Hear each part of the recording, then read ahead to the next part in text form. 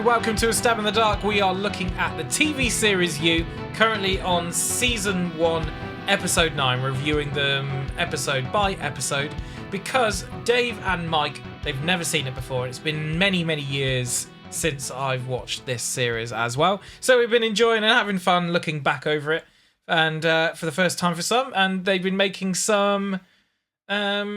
I don't know what you've been coming up with, theories and questionable notes. Apparently, very useful notes. Very useful notes.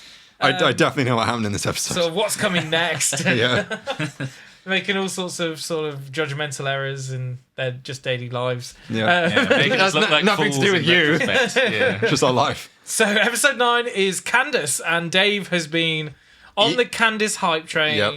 This entire time. So Eagerly awaiting watching this episode after you told me the title. And did it disappoint, or did it live up to your expectations? Well, it's my favourite episode so far, definitely. Okay. It made me very quickly forget the kind of fillery last two episodes. So we're getting into the proper hype. We're ready to go. Like everything that's been set up has been paid off. I was somewhat disappointed about what was revealed about Candace in this episode. And we'll talk about that later, I guess. Okay. Yeah. But yeah, overall, I thought the episode was really good. So, Dave, I know you got plenty to say about the opening sequence with the sort of dream nightmare stuff. So, if you want to go and carry on with that. Well, I'll refer you back to my notes. Yeah. Cool dream opening. Great. It was cool, wasn't it? It was very cool. That's what you're here for. Yeah. The quality observations. Yeah. Are you sure Roger Ebert didn't write that down before you? Well, I'll have you know that's a Dave original. Okay. Oh, yeah. So we've got Mark Joe... Commode, maybe? yeah, definitely. He wishes. Basically, we open with Joe recalling Candace cheating on him, and it's a bit of a nightmare, and he wakes up in the bed, and he goes, Candace. And then he thinks that Guinevere might have overheard him, but no, she was asleep. He's like, phew, that's fine. Thank God for that. Then he slithers on back down to his bed sheet. Slithers.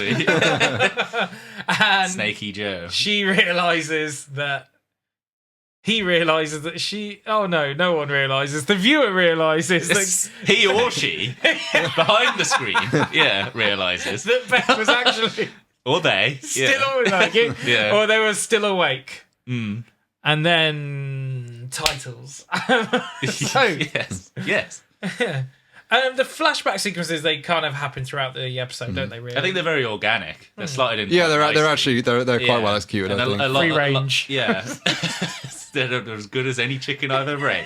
But yeah, they contrast quite nicely with the Beck stuff. They use quite well, and they parallel it quite nicely as well. Towards the end. Yeah, correct. It's very clever. Yeah, I like it. It's quite a good way of propelling both stories at the same time, so we don't have to have, because a lot of shows they do like a flashback episode. It's become like a meme these days that Netflix will do like the penultimate episode. It's always the. I mean, this is almost a play on that, right? Like before that was probably established as a full blown trope where they're kind of doing a flashback episode, but it's progressing the story so much because it's driven by Beck's kind of sleuthing of what happened. It's tied into the narrative quite nicely, I think. Mm-hmm. Yeah. Absolutely. Let's carry on. So we got Joe. He will not talk about Candace. Beck... Almost sheepishly. Yeah. Like there's something up. There's something just not quite right about this. Why would you not talk about an ex if your current partner is just sort of going, well, tell me a little bit more, and he just doesn't. So Beck begins her own investigation to learn what happened. And why no one has heard from Candace is something that she is revealed to the fact that there's nothing of Candace on social media. None of her friends know where she's gone. She's kind of like, who doesn't go to Italy and take pictures and do selfies and make a social media presence of themselves? And she goes on a full-on Joe-style investigation, I think. Yeah, I loved seeing her searching through Facebook. It felt like such a throwback. Even from just a few years ago. Yeah, it's very Joe, but it's also very Peach as well. It's kind of like a lot of people these days have the skills to like find people that they've met in person that they don't know their name, whatever, but they'll find them. And it's nice to see that from Beck's point of view, rather than Joe's for a change. And it's quite nice to see her like continuing on this kind of thing, which propels the narrative, right? It's kind of speed running that process, which I thought was. I thought they might drag it out a bit longer. I thought it might have started like an episode sooner or something. And, yeah. Okay. So when she's doing this investigation, we type a few loose ends here, like Candace's friend from I think episode 1 or 2. Yep. Who ended up at Peach's party. Yeah, I'm so glad that in this episode I've been squawking about the fact that we've been leaving these plot threads unresponsive from that. It's like a speed run of going through all of them. Yeah, they're collecting all of these loose ends. They didn't mention the Rock, but I'll let that slide because they went back to the piss and the PI's looking into it, and the friend that mentioned Candace, all of these seedlings that they're planted all along, they're finally growing into like plot threads, and I'm happy about that being in season 1 and not being like a long out into the next season. Yeah.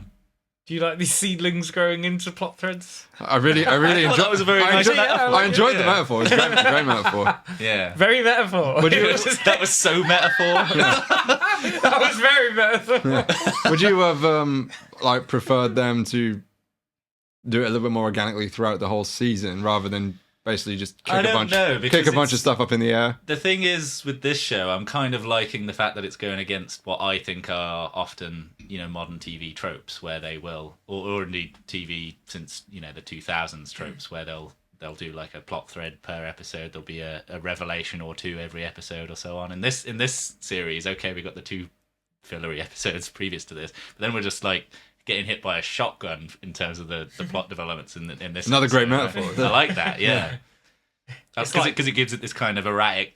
You feel Joe's panic. I feel like a little bit, and you feel Beck's panic as well. They're both panicking in this episode. I think the tone is just right. It's like Pearl with a shotgun. Yeah. Or anyone else that's ever fired a shotgun. Yeah. But nice horror reference. Yeah. So her efforts kind of lead her into nowhere and a sort of spiral into paranoia. Which leads Beck to confront Joe, asking, "What the fuck have you done?" And Joe then explains everything and shows her the phone, and the phone she's changed her name, and there she is in Italy. Yeah. It's very. Oh, well. No, go for it. Organic. It's well, for me, I thought that was very prepared by Joe. Yeah, I thought it was. Okay. This is when I actually genuinely started to think she was dead when he showed those photos. Because I was like, okay, he's doctored these photos ready. Do you think she's dead now then? By the end of the episode, yes. Oh shit. Yeah. Okay. Yeah, but that's a horrible shift of change. I know. It's a Yui. Yeah, I know. It's convinced you. Yeah. Convinced you completely. Yeah, I think so. Episodes. I think so. It was like I said, it was these photos for some reason that were the nail in the coffin for me. Yeah, because he's got this backup as if it is a Benji situation. Where he's in this like last point of call. I see. Resource to like defend himself. Yeah. Interesting. Yeah. Okay. Cool. But then we also have the idea of Joe needs to kind of I think explain himself a bit more. So takes Beck to finally reveal another character who's been mentioned throughout the series, but hasn't quite. It's just a bowl. I thought we'd got the squeaky chair. Yeah. And to meet a character from the series we haven't yet been introduced properly, other than flashbacks, which is Mooney. The book owner. That was also. I was really surprised he was still alive. He is a book owner, but he's also a bookstore owner. Yeah. Wow, he's a book owner. He's a multi-time book owner, it seems. Yeah. Were you surprised by that then, Dave? You said I was. I thought he'd be dead. Yeah. I thought it was just a long-standing excuse for like where he is. He's doing something with Mooney. Mooney's not alive. It's like a free. Yeah, it's just an excuse. Yeah, no one can track him down. You can go stalk people or whatever. Yeah. Does it make you feel any different about Joe? About is he lying? Is he not? Like, well, in what way? I don't know. Do you like him a bit more? Do you dislike him? Well, we're getting a lot more of a background in a Dexter-ish fashion as to those flashbacks, especially he even says that I noted it down. He even says at the time you have to follow a code. Yeah, it's which so is like Dexter. It's so Dexter, and the whole thing about like.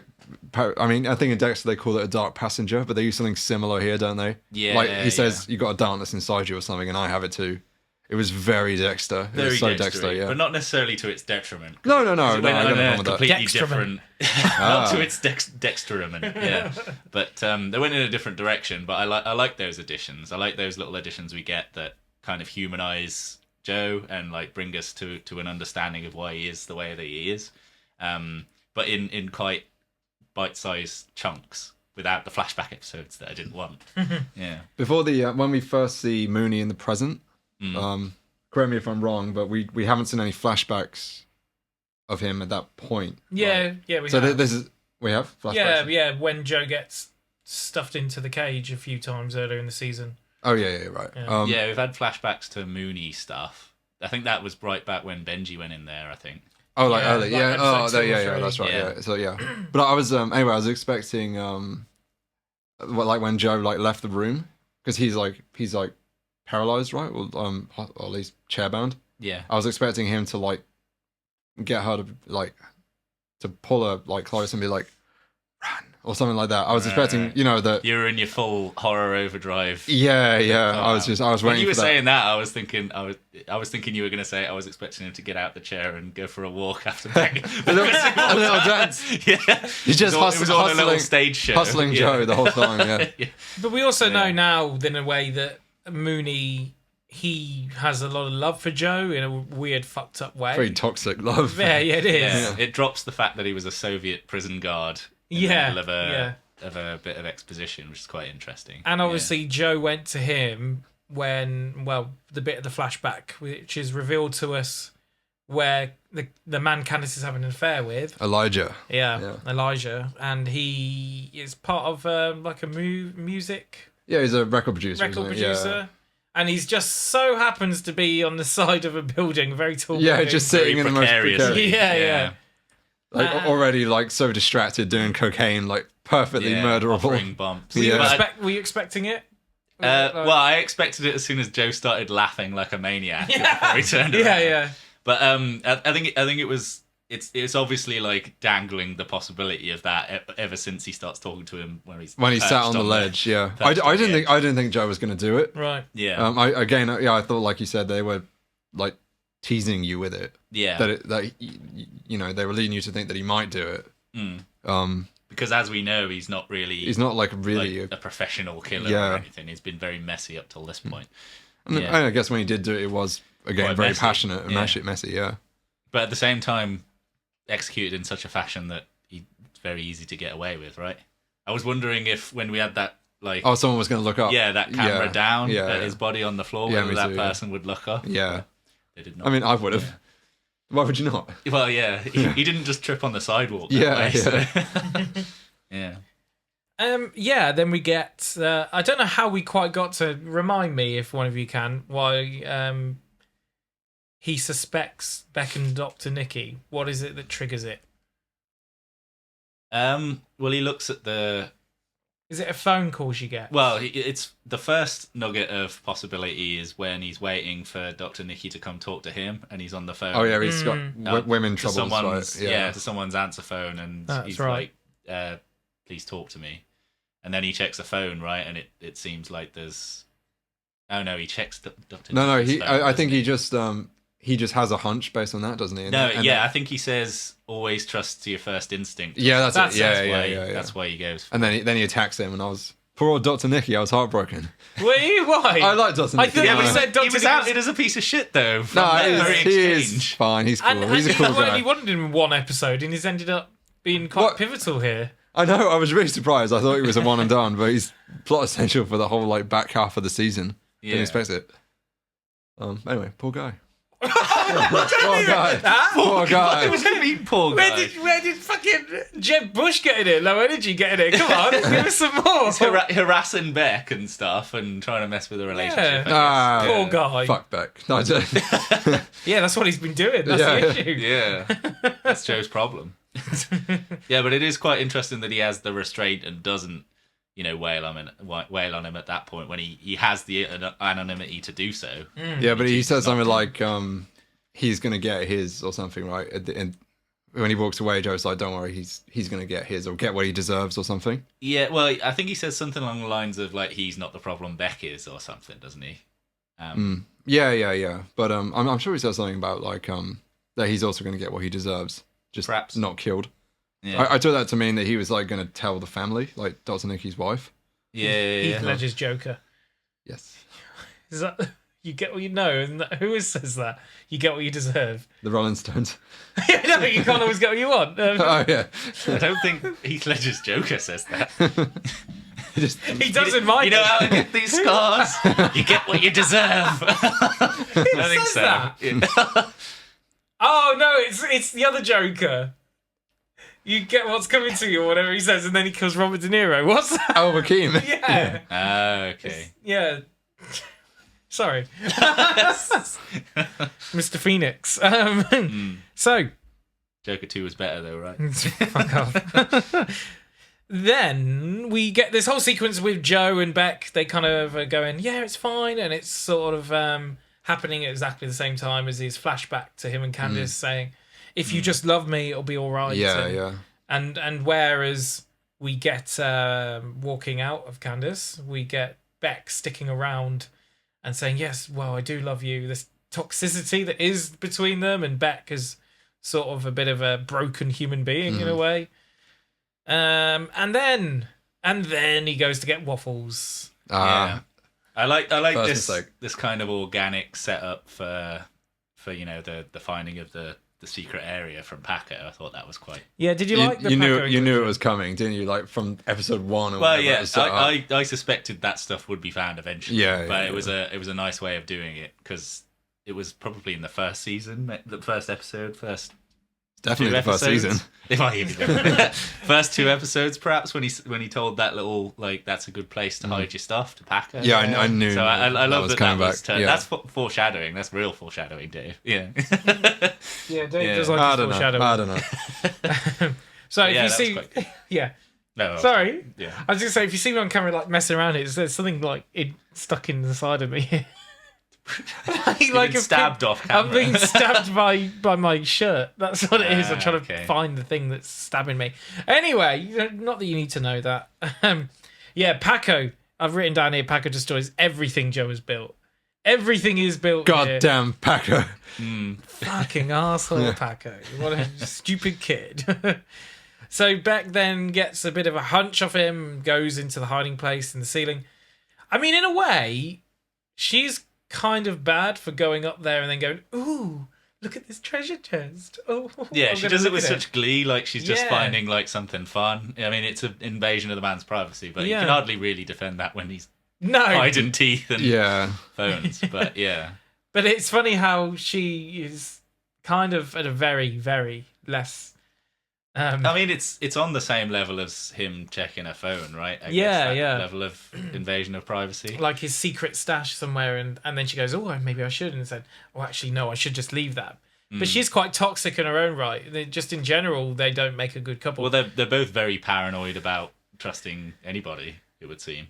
And then you've been sort of saying, Dave, throughout the season when she gets the realisation of what Joe's like kind of happens. I like the Saw montage, yeah, we get clips, don't we, all the way through, yeah.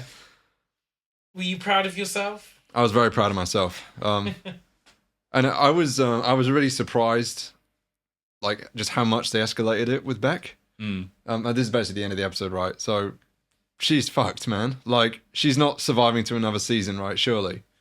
Unless Joe's gonna die and he's a ghost. I wrote down that there's 3 choices, right? Like, he kills Beck, he convinces Beck that everything is okay, or he like stashes her forever. So I had a crazy her forever. Yeah, so I had a crazy idea that he's got like some kind of dungeon and Candace is down there and she's just like booth 2. Like, oh, that'd be so cool. Beck, and he's just collecting like a true serial killer, like all these women, and giving them gruel or whatever every day off camera.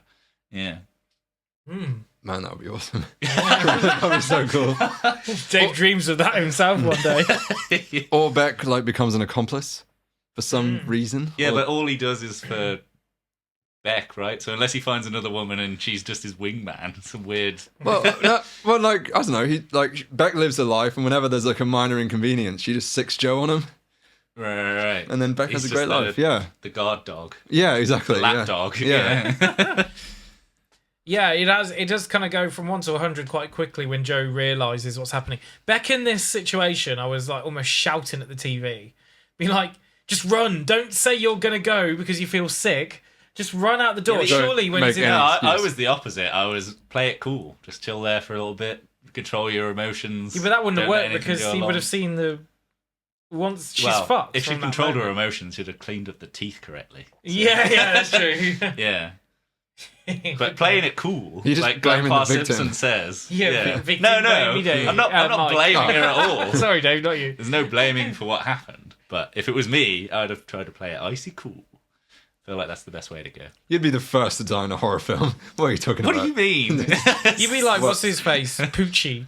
From Everybody loved Poochie. He was one of the favourite characters. Play cool. Yeah. I'm going to go to my home planet and die on the way. Yeah.